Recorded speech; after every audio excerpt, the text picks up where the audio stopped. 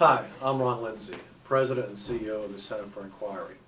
CFI, along with some other organizations, is sponsoring International Blasphemy Day on September 30th.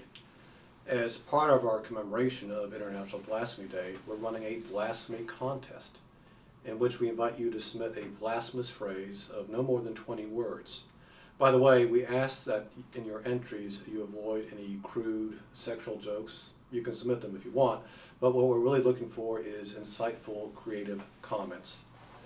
More details about the contest can be found on our website at www.centerforinquiry.net. But why bother drawing attention to blasphemy? Well, it's because we strongly believe in free expression, including the right of an individual to express himself or herself about any subject. No subject should be off limits, including religion. Throughout much of human history, blasphemy laws have been used to suppress objective examination and criticism of religion. Many people have the mistaken impression that blasphemy laws were enacted to protect the sensibilities of religious believers. That's false. The initial justification for blasphemy laws, and the justification still used in many countries, is that blasphemy is an offense against God. Of course, enforcing blasphemy laws has the side effect of protecting from criticism all those self-appointed interpreters of God's will.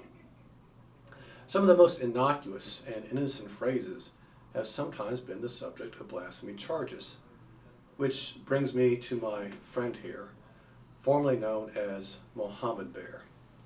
You may recall that 2 years ago in the Sudan, a teacher from England, at the suggestion of her students, renamed a teddy bear Mohammed Bear. Oh, there was a resulting furor with riots in the streets, people calling for the execution of the teacher, and in fact the teacher was arrested, jailed, and charged with blasphemy. Fortunately, pressure from the United Kingdom and other countries resulted in her release. Well, here at CFI, we've thought about this issue, and we have decided that, in fact, renaming the teddy bear Mohammed Bear is deeply offensive. It's offensive to teddy bear. Because if you think about it, Muhammad was an illiterate merchant who at the age of 54 consummated a marriage with a 9-year-old. Hardly a role model by today's standards. Well, should Teddy be named after some other prophet? How about Moses Bear? Well, Moses had some real anger management issues. Jesus Bear? Well, allegedly this is a guy in his late 20s, never had a date, didn't have much of a work history, and in fact the only job he ever held was that as a non-union carpenter. Buddha Bear, he abandoned his wife and newborn child and then sat under a tree for 49 days. How about Joseph Smith Bear? Real memory issues. Could never remember where he put those darn golden plates. We could go on, but the fact of the matter is no name of a prophet or self-proclaimed religious leader would be suitable for Teddy here. Teddy, by the way, is a real intellectual, as you can tell by the glasses. Teddy has decided to rename himself Blasphemer Bear. And in fact, he has submitted an entry in our blasphemy contest that he's confident will be the winning entry. And he's asked me to share that with you. His entry is, "There's nothing wrong with God that a dose of reality would not cure."